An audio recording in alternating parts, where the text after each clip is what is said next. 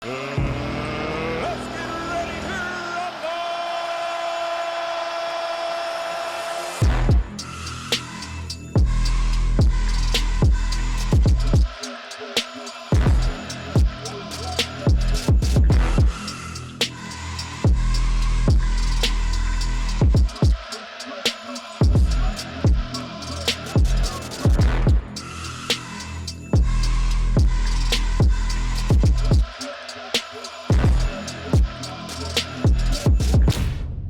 welcome George Foreman III.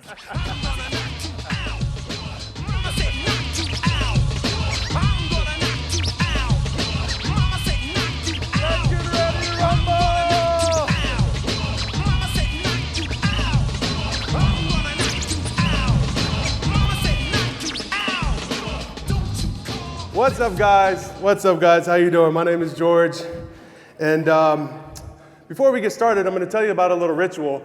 I have a chain of gyms called EverybodyFights. Has anyone ever been to an EverybodyFights per chance here? Anyone from Boston, New York? There we go.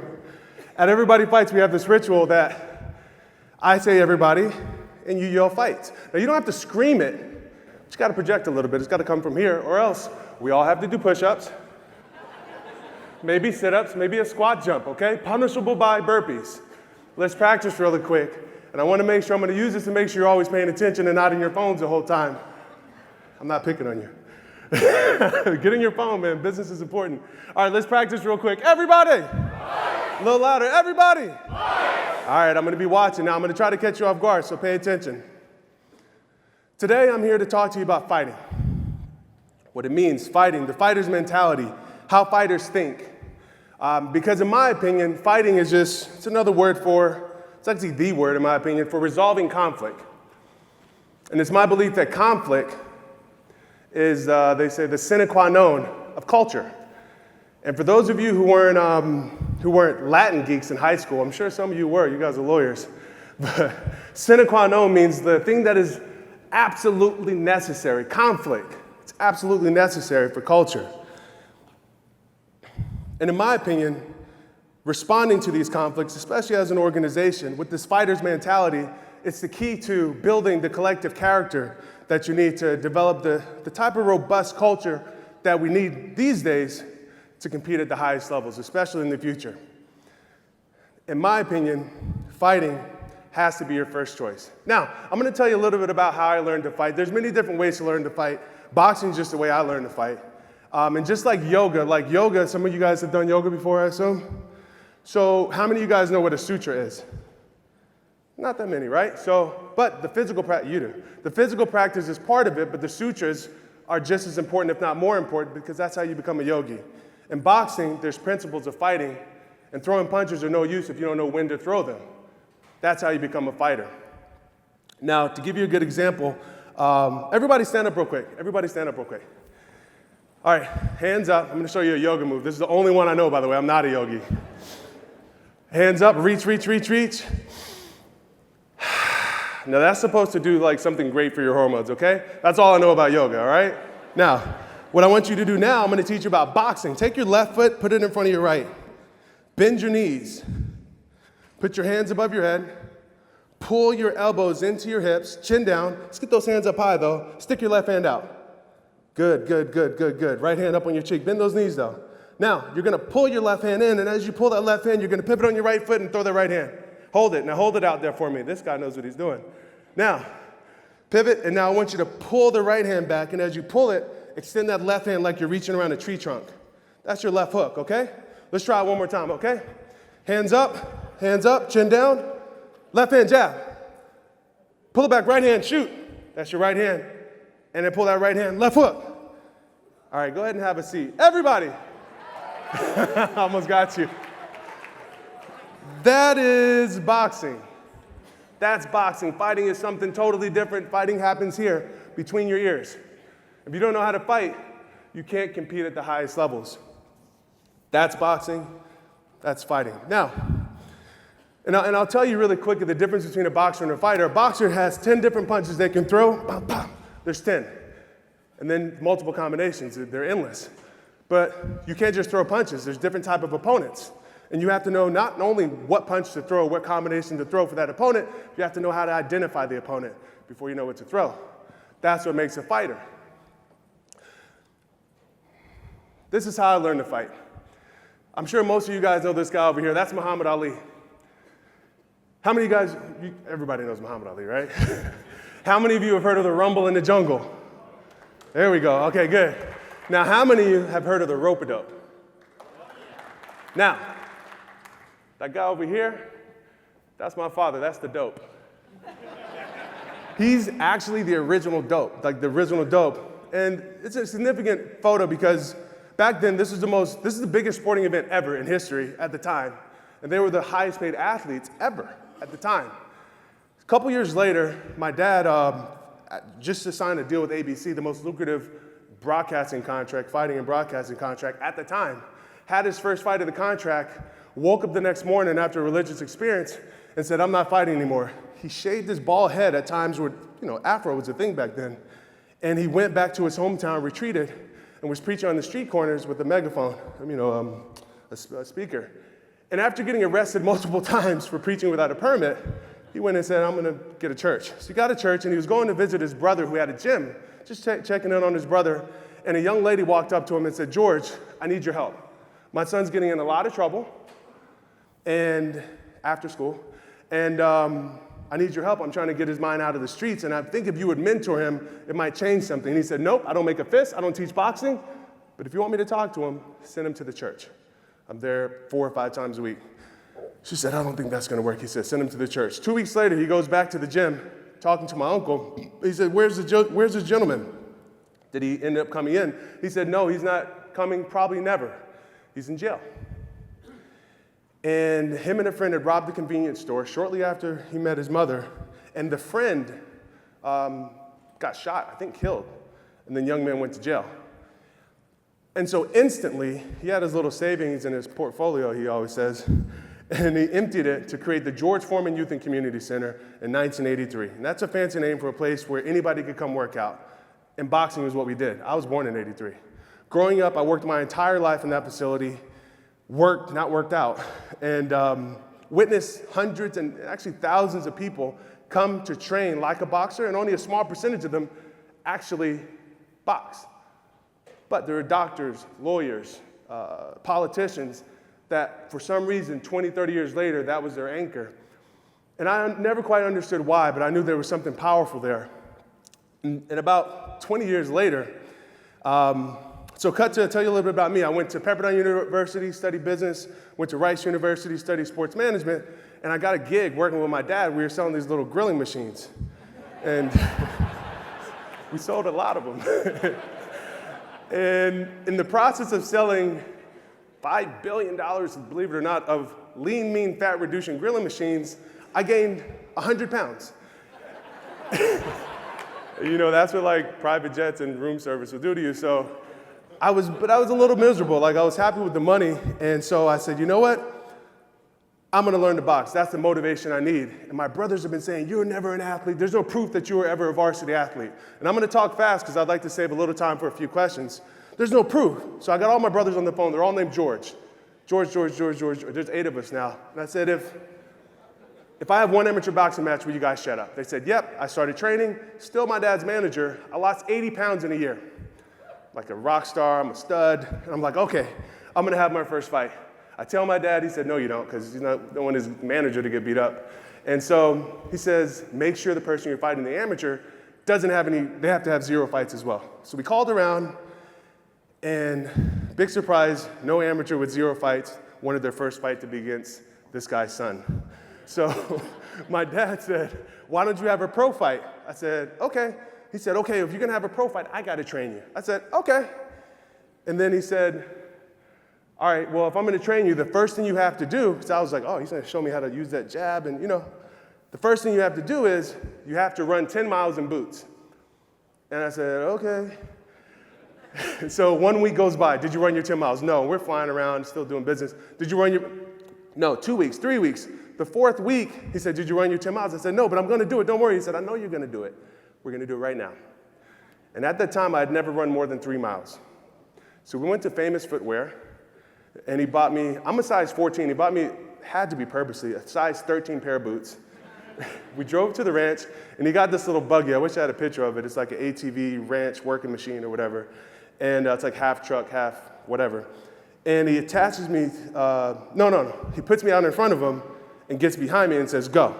So we're going, and I'm jogging. Didn't let me stop to walk one time, and I ran 10 miles, the whole straight through. And so I'm getting done, and my feet are numb, and I'm just looking down to check out my blisters. And before I could pull my laces off, I literally had blood coming out of the back of the boots, blood. To which I said, I wonder if, is he crazy? Is he losing it? So then the next week, I had bandages around my feet, and he said, all right, next week, because you can't, I still have those scars, actually, right now. So the next week, I bandaged up my foot. He said, meet me at the track. And you guys know when your clients get a little money, they all go get a horse, right? So, or 5 horses or 10. We had this track, and it was muddy for the horses, harness racing horses. So today, he put the harness on me, and he attached it to that thing he followed me around for 10 miles for, and he said, go. So I'm pulling, and it won't move. Leaning forward, it won't move. I get down, I'm pushing, nothing. And he comes over, he's screaming, nobody ever gave you anything, because remember, I'm kind of a spoiled kid. No one ever gave you anything. I'm pushing, no one ever gave you. I said, well, you just gave me a hemorrhoid. And finally, boom, my head hit the dirt, and it moved 1 inch, and he said, stop. I said, what in the world are you talking about? What? I just got to move it. Stop, that's enough. And he said, I just wanted to see that you were willing to put your nose in the dirt to get the job done. It was that moment I thought to myself, maybe he is crazy. So then I graduated to a Jeep, had to pull that for a mile. The sports writers, Yahoo Sports, they call this the torture chamber. Then dig holes until I can't get out. And then at that point he says, oh, by the way, can you put the dirt back in? Then the holes got bigger. And so on and so forth. Then he said, put the dirt in the wheelbarrow. And there's a hill over here you can't see. Running up the hill, back it up. And that was just to begin the workout. And then chopping wood, chopping it up, slicing it up, throwing it in a hole, burying the wood. All these things, and I hadn't even talked about the jab yet. So then this goes on and on and on. And the point is, he pushes me, and I haven't even had my first fight. And then I fight what they call in boxing a tomato can. Raise your hand if you know what a tomato can is. Okay, you guys are old school, good. Everybody! I didn't hear some over here. Everybody! So he has me fighting these tomato cans, and the tomato can means he's either really good at boxing and out of shape, or he's in really good shape but can't box, doesn't know the sport. And you fight these guys to get used to fighting in front of big crowds like this, right? Because when you show up, only 10% of the real you shows up because you get nervous. And you build your record fighting tomato cans. So I'm knocking him out. Boom, boom, boom, 1 round. Then he kills me, torture chamber. Next one, boom, boom, boom. Kills me, torture chamber. And this is going on, getting these knockouts. It started to create a little divide between my father. So I had this fight, Virginia Beach, fighting a guy named Eric Lindsay. Promoter calls me. And the moral of that story is trust but verify. But the promoter calls me and says, don't worry about this guy you're fighting. He's big and heavy like me. He can't box like me. In fact, you boxed him in the gym one day and beat him. I said, really? He said, yeah, don't worry about this. This is just what did he say? He said, you're making an appearance. Don't be nervous. So I'll go back, and my dad's killing me in the gym again. I can't breathe, smell blood in my nose every day, and we're practicing right uppercut, left hook, right hand, over and over and over. I'm like, why is he doing this? He's lost his mind. So we get to the fight. I show up to the weigh-in, and finally I got these things called a six-pack of abs. I'd never had that. So excited, so I get in flex. And I'm like, where's the roly-poly they're talking about? My tomato can. And up steps this guy, and he's got muscles, like every muscle you can dream of, and like I swear he had muscles under his fingertips, like in his forehead, behind his ears, and he's flexing, looking at me. I look at the promoter, he puts his head down, so I'm like, all right, well, here we go. So I get out there. First round, stepping with that jab, boom, he drops the right hand, I hit the ground. And I found out by watching the tape, I don't even remember that. And I get up and the referee's, 1 potato, 2 tomato. And he's counting to me. I'm like, why is he counting to me? That guy's over there. And I look at my corner, and they're like, oh my God, oh, because my dad never worked in my corner. He was afraid, but he was my only trainer. He's in the front desk, front row, and I said, look at him, and he said, don't worry, just use your feet, use your legs. So I got a little bounce in my step. I'm like, I still don't know what they're talking about. And I got out there, and sure enough, right uppercut, left hook, and before I could throw the next punch, he's hit the ground. And so I got out of there. So I go to my dad, and the first thing he said is, it's a little different when the rabbit's got the gun, right? And I laughed, but I said, Dad, really, when I hit that ground, were you afraid? He said, no, I wasn't scared at all. And he said, actually, I was a little more afraid for the other guy. And I said, really? And he said, yeah. And I said, why? He said, because I seen you. He said, I saw the blood in your boots. I saw that. He said, I saw you pulling that thing in the dirt when there was no chance that it was ever going to move, but you kept pulling. He said, I saw you running so hard that you passed out in mid-stride, and then you passed out and you hit the ground so hard that you woke up. You didn't say anything. He said, I saw all this, so I knew you had it in you, the ingredient to respond to conflict with character. So I was more afraid for the other guy. And it was at that moment I realized that maybe all this time he wasn't teaching me to box. Other people could do that. He was teaching me to fight. So, I went back into my business career. Thank you. I hate to give him credit. I hate it. I hate to give him credit. And so fighting, man, it's this thing, and like, what does it all mean? And so I'll just go ahead and put it up right there on the board for you. So to me, I grew up in the church, in school, boarding schools, like reading all these books and everything, and that you learn all these things, right? But no one ever tells you, like, what's the cue where you like see it and you do it? But you know, like, you're supposed to have faith, you're supposed to be authentic. None of us are. Gratitude, courage. But we never like learn the cues. What's on the other side of these things? So what I did is took my time and thought through all the things I had to fight as a professional fighter. Compulsion, the compulsion to do something knee-jerk when you haven't even stopped to look at the person in front of you and understand where they're coming from, and so on and so forth, and identified them as opponents and virtues. But remember, boxers got 10 punches, all these combinations, but you got to know what's in front of you to know what to use. Otherwise, you're just what we call a dumb boxer. So I aligned them as fights. Some of you guys may recognize, this is Archie Moore. He has more knockouts than most fighters have. 4 times the amount of knockouts than most fighters have fights. He's my dad's trainer. And I listed them in order. Fear, that's a cue to use faith. Self-ish, it's a cue to use service. This is all human stuff on the right side. But on the left side, quickly, once you identify what's going on here, you apply that. And this worked for me in the ring. This worked for me in business. This is how fighters think. And I'll give you an example. So in Boston, so I went to visit a friend in Boston. I'm 16-0. I'm like, this is enough. I'm actually not that good at boxing. There's just these tomato cans. And I was good at training people, and I loved it. And so I was in Boston, and one of my friends, in the tone that only Gary Vee could replicate, he said, you're going to crush it. You're going to open a boxing gym in Boston. I was like, all right, serial entrepreneur, 10th idea he brought to me. But I did some research and saw that Equinox is 20% more than the nasty boxing gym down the corner, 140, 150, $699. Maybe there's a business here. And long story short, I stayed in Boston, never went back home. My dad really thought I was crazy. But I said, you know what? I love boxing, so I'm going to try this. So anyway, 6 months later, I thought I was going to raise money, open a gym in Boston in 6 months. And I don't know if any of you have ever tried to open a business in Boston. You can't do anything in 6 months.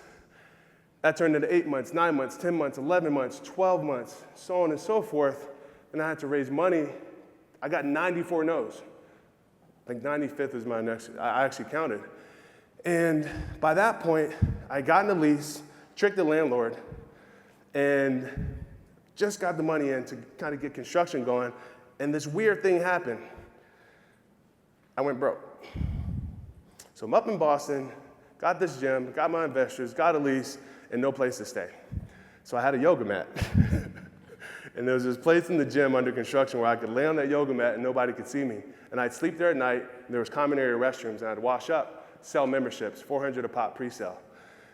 And then I'd drink Dunkin' Donuts in the morning. And finally, one of my best friends, who had now become my business partner, said, you know what? He figured it out. So I went to sleep on this couch, and things worked out. The point is, and this is not like a riches to rags to riches story and cry for me type of thing. The point is, and by the way, that couch is really comfortable, and I still sleep there sometimes, And I didn't have to pay Boston rent, which was nice. But the point is, there were so many times, like, I'm out of money. Like, everybody's saying no. Nobody believes women want to box. We're 70% women, by the way, now. All these things. Dad thinks I'm crazy. Can't go back to him. I had to tuck my tail. All these things, and if you put it on paper, if you like put it into one of those like spreadsheets and models, you're supposed to quit. Like, you're actually supposed to quit. Any entrepreneurs here started their own firm? Like, you know, like there comes a time where like, objectively, you're supposed to quit. And that's fear. And we're not supposed to fall into fear-based decision-making. And if you look at it as an opponent, that's called fighting the opponent's fight. And in boxing, we always say we're fighting. We always say, fight your fight. And so I stayed. And I did things like sleep on the yoga mat. I did things like sell that membership and tell people this is going to be the best thing since sliced bread. All because I told everybody all these things because I believed it was going to work out. Faith-based decision-making. I'm doing this because it's going to work out. I'm not even concerned. Fear-based decision-making would have been a whole different scenario. And the result was, opened the first gym, cash flow positive the first day. We paid back money to our investors in under 3 years, and it was a success. But that was all faith. But fear that I learned in boxing, the minute I felt that fear for my career, and I was just like, oh, faith. I didn't even think about tucking my tail and going home. It was the faith-based decision-making that came from that experience with my dad. So now I'm not asking you to live without the feeling of fear. I'm asking you to actually embrace it. Let it be your friend. Let it be your cue to make the decision be in line with faith. I'm not asking you to feel the urge to place blame on others for your miscomings, for why you didn't hit your numbers. You're supposed to feel the urge to place blame. Like, if you don't want to place blame on somebody, you probably don't have an ego, which you need sometimes. But that's your cue to use ownership. It's really important. That's how you win. I'm not asking you to fight the urge to be selfish. We're humans. We have to survive. You're supposed to feel selfish. That's your cue to apply service. You might make a selfish action. At least you can reflect on it and say, that's what happened. That's the opponent, the internal struggle. Service is how we survive. And I'm not asking you to fight the urge to stay comfortable. I got a 401k. I got benefits. Like, sometimes you need to make a leap. Sometimes you're stuck in a bad relationship and you don't want to be lonely. You don't want to hurt that person's feelings. And so on and so forth. I'm asking you to acknowledge the feeling to be comfort. Know that's what God gave you and say, I'm going to apply courage at this moment. How else would I know to apply it?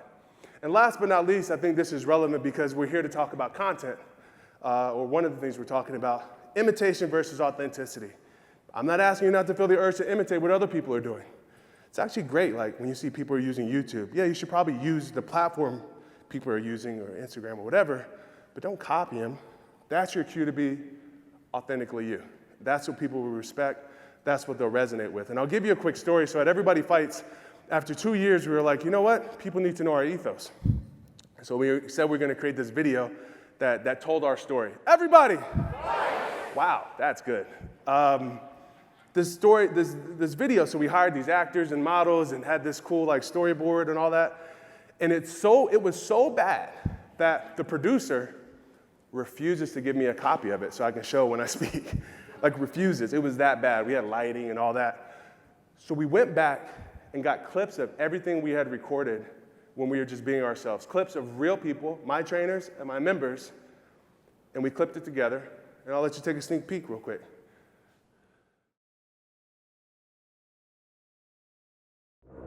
Everybody wants to be great, but not everybody wants to do what it takes to be great. Because being great is painful. Being great takes fighting. Fighting every moment of every day against anything in the way of you and your dreams. When life knocks you down, you must ask yourself, am I gonna stay down or am I gonna get back up and fight? Let fighting be your first choice. The choice to take and throw more punches, because the fight doesn't even start until you want to quit. So what are you gonna do about it? Are you gonna throw the first punch?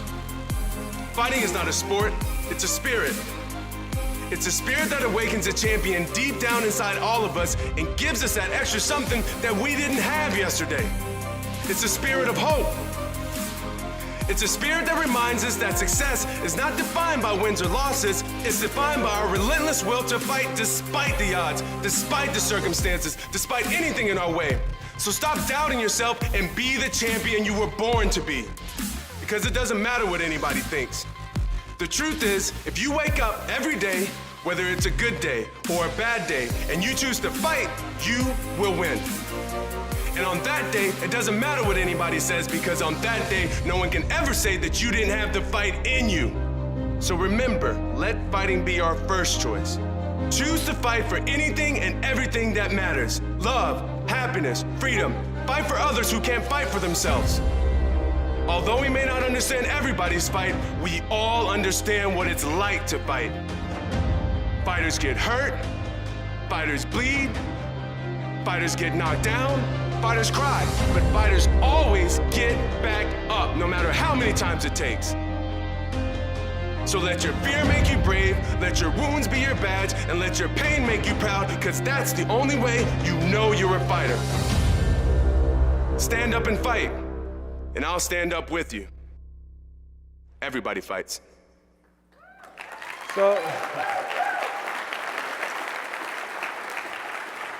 So did you see the young lady with the hair flip? That was one of the models. That was like, I had to put her in there because like she came and flew in and all that. Everything else are real people. And so my point in closing is that we are going to live and die in this new age by how we respond to conflict. And most of us, I'm 36, like I come from a time where you don't show the conflict and you don't show the vulnerability to show how you responded to it. That's not what we do. But we live in a day and age where that's encouraged. People want to see that. So I encourage you to show that. And I ask you to make a commitment to respond as a fighter with your employees, with your clients, when it comes to conflict. And to use this as an opportunity to reinforce your culture. And to not only look at the big conflicts as the opportunity to reinforce your culture, but look for those little tomato cans, those small conflicts. You're in a meeting and you say something and someone rolls their eyes. That's an opportunity. That's a tomato can. Someone sends you an email and they put that unnecessary CC, tomato can. That's a sign, that's your cue that you and that person need to have a better relationship. They can just pick up the phone and call you. Use those as opportunities to prepare for the big fights. Because we live in a day and age where we all know everybody's scrambling to keep up with all the innovation in tech, the innovation in content and delivery of content, the innovation in workforce, how to connect with, we call them millennials, right? I hate using the term, sound like aliens. But we're all dealing with the challenge of keeping up with innovation. And it's my opinion that in this day and age, the most cutting edge innovation that you can apply to your company, your content, to your culture is showing, especially in extreme times of conflict, that your organization has the character and the willingness to respond the way a fighter would. Thank you.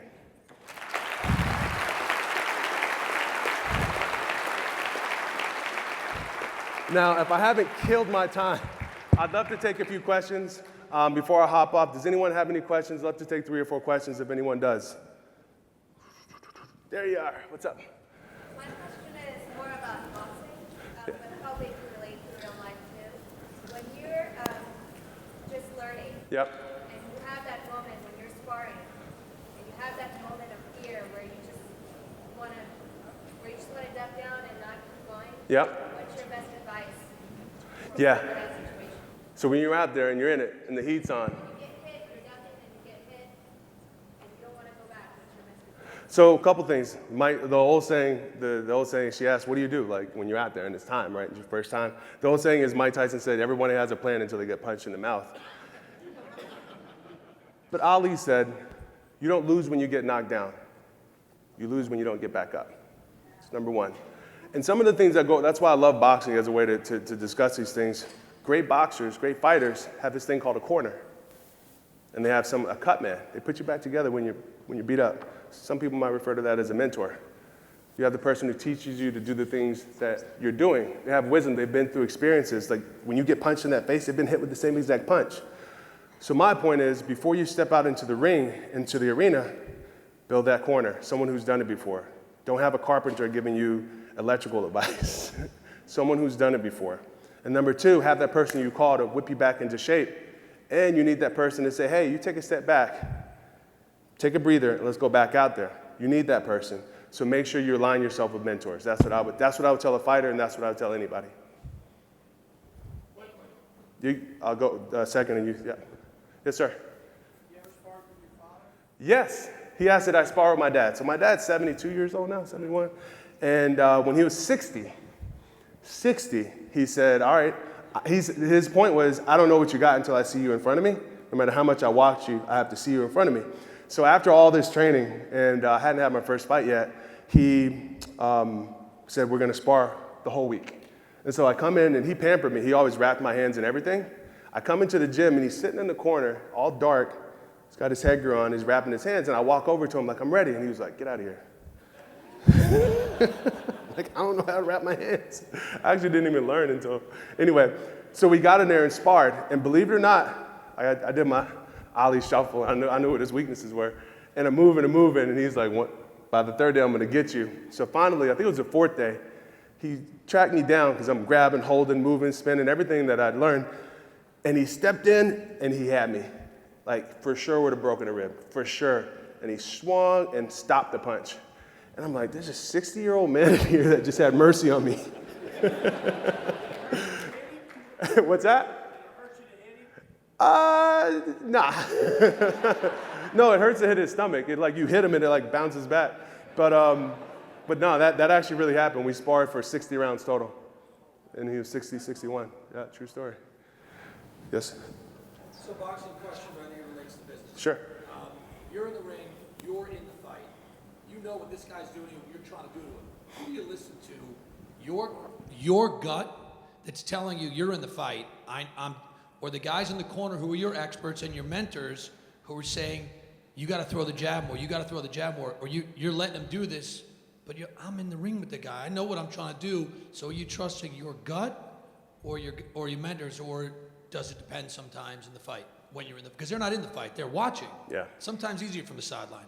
Yeah, it's tough, man. That's a tough question. And I mean, the answer is it's a mix of both, obviously, but I'll give you some context. So in boxing, first thing is preparation.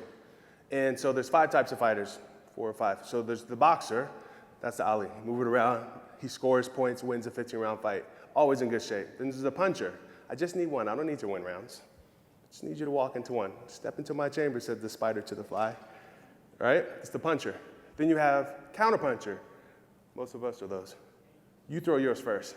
Let me watch. Let me be able to figure out if I can defend myself against these punches before I actually throw mine. So I feel safe amongst your fire.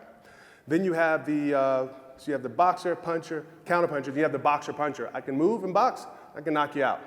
And then you have what I like to refer to as a fighter, the guy that can do it all, right? Because he's gifted. He has all these things. And when he needs to, he can brawl, right? Brawling means, I know you didn't train to go past your limits, but I did. Brawlers push. Some people call it deal fatigue, right? But they push you into the point where you're uncomfortable and you're forced to do things that you didn't practice doing. And if I can get you to do something you didn't prepare to do, something you didn't practice doing, you get tired. You make mistakes. You get frustrated. You stop listening to your corner. Now, the point in that is you have to practice for all those styles in the gym. Even when you might only see boxers every day, every time you fight, you're still practicing how do I respond to a puncher, counterpuncher, brawler, and how do I be able to do all those things? Because the styles make fights, that's how you win. Now, the tough part, typically, if you have a good corner, you defer to your corner, and you try what they tell you. It doesn't work. You're the one that in the clinch, you can hear him going, and you hit him in the stomach again, boom, boom, boom. And he goes, you hear that, they can't hear that, you know?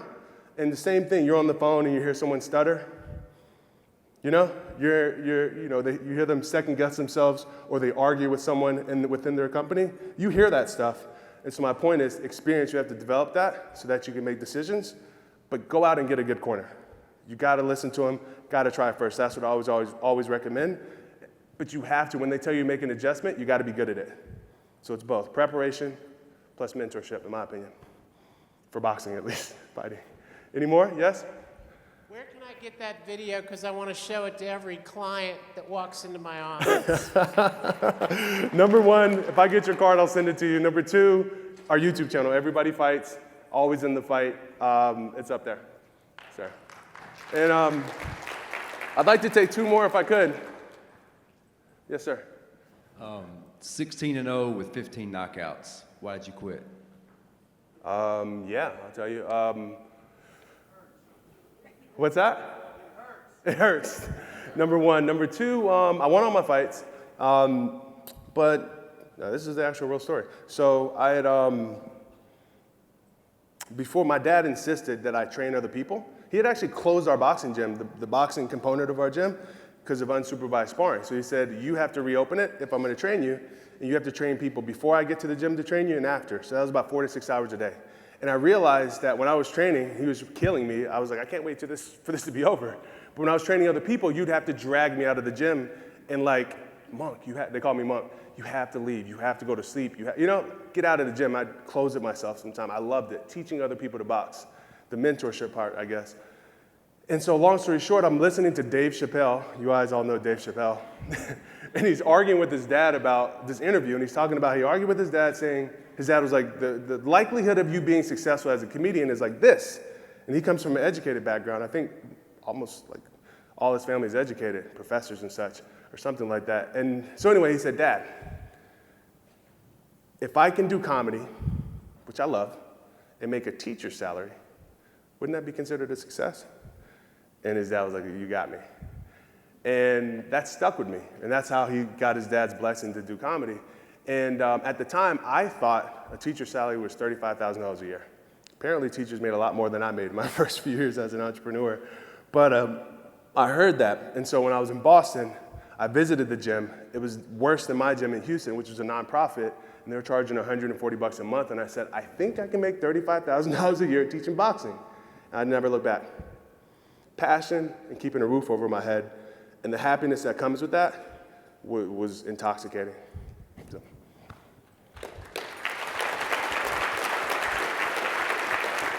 And I was much better at it than I was boxing. So when you started out as an entrepreneur and you wanted to convey your vision to your team, Yep. for them to, when people came in to convey it to them, how did you get everybody to understand what you were trying to put out into the world? Yeah, I told them two things. Is that a lot of people ask that because I don't have a budget for influencer marketing. I was like, if they don't like it, then I suck. That's how I know. And so I tried to say, we're going to build a place where influential people like to come, right? And when they start coming, we got it, right? So I told my trainers, I said, there's two ways we can do this. I need people to come into the door, and there's like user acquisition costs, sometimes they call it. I need them to come into the door. And we have extra money after paying everybody for marketing. I can spend it on a robust strategy, right? Because remember, we're brick and mortar. Or I can spend it on you. I said, every person that walks in the door, make them love you. No one can stop you from being the nicest human being, the most engaged human being in the world. And I want you to focus on one person at a time. And don't start focusing on anybody else until you're done with that person. Then create a dialogue with them. Get their email. Create a dialogue with them, back and forth to get to know them. People love a discussion more than they like people selling stuff at them, right? And I said, if you practice this and you're the best trainers in the market, I'll pay you. And I gave them the highest split on personal training in the industry, 75%. Nobody does that. We lose money on personal training. But I said, if you do that, I don't have to spend money on influencer marketing, where they come in your gym and they put their butt this way, turn their shoulder this way, and turn their chin and go, and you have to pay them for it. I was like, I'm going to pay you. So that was number one. And then number two, the conflict. Every opportunity for conflict, I was like, yippee! Somebody's upset. Someone's pissed. It could be a trainer that was pissed, an employee that was pissed, whatever. I wanted everybody to see how I resolved that conflict. I didn't want to say, oh, come over here, let's talk. I said, oh, let's talk. And everybody hear them, and they hear exactly what I said. Those are my opportunities to establish the culture, to build the culture, and that trickles down to the client. So that was like the thing I loved the most. And I'll give you a great story. So this is my favorite story. So this is like second year and a half, and this lady comes in. She's all hot, gassed up. And George told me I'm going to get my membership for, I think it was $80 or something like that, and we were $150 at the time a month. And he told me, and I get him first, and she had this whole package. I'd never heard it before. So my front desk manager, studio manager, comes up to get me. George told me. And he comes and gets me. I walk down the stairs, and I come up, hey, ma'am, how do you do? I said, how can I help you? She said, George told me. I said, oh, what did he tell you? He told me that $75 and da-da-da. I said, oh, he did? That's what he told you? And everybody's looking around like, what is he going to do? I said, ma'am, we're going to honor that. and we honored the deal. And I never told her I was George Foreman. Never, to this day. And so my point is they tell these stories to each other. That's how you, to me, that's how you build it. But that's the long game. So you got to start somewhere. Guys, thank you.